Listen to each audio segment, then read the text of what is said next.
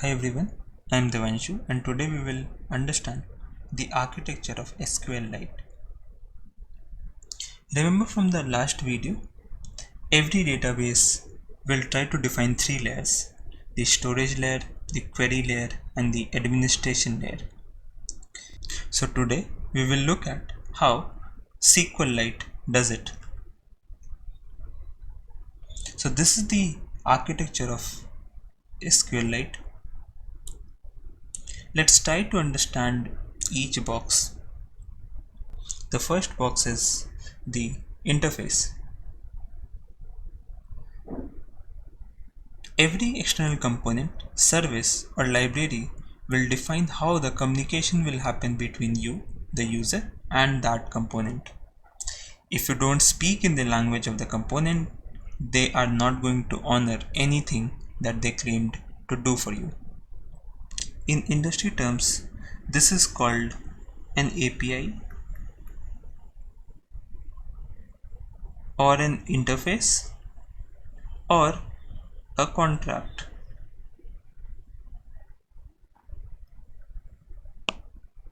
Now you already know that SQLite is a DB that implements full-featured SQL. Hence the language used for interaction will be SQL.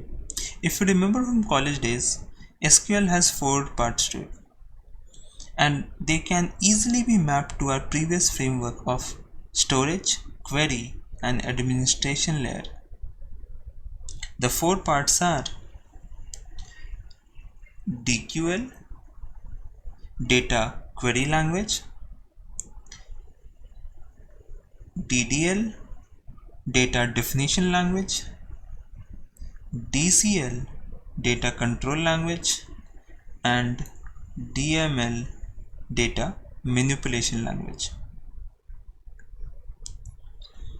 So of course this will handle the query part, data definition and data manipulation will try to define the storage layer,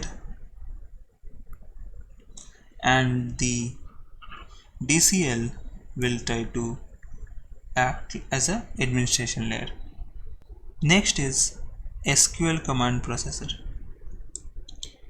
If you remember, SQL is written in plain English. Someone has to convert that into code that a machine can understand and then take actions on it. This involves concepts from automata theory.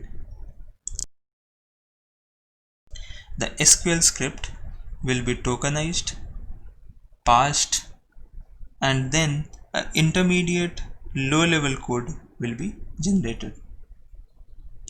This code will then be fed to virtual machine where it will be executed.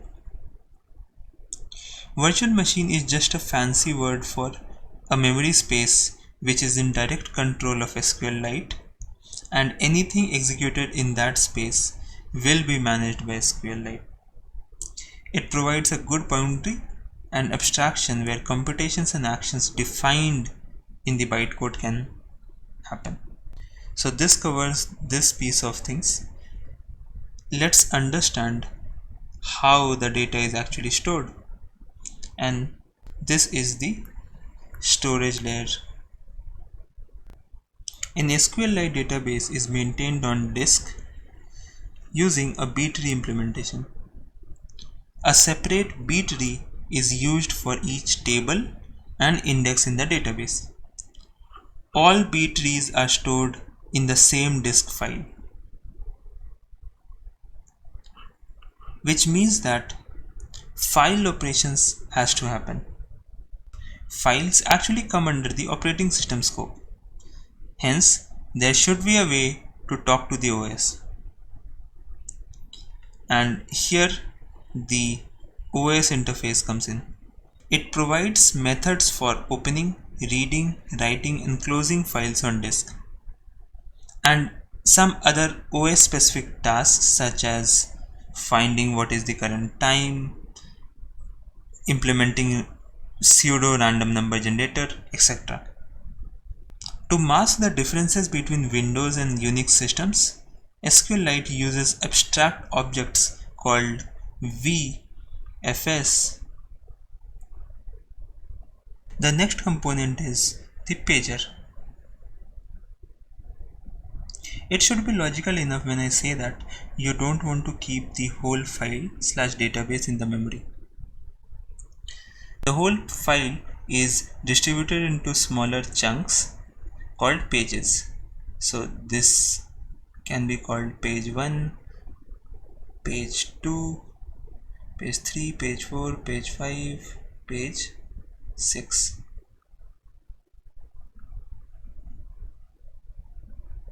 It is always a case that RAM is very less than the hard disk. Hence, a caching layer has to be built.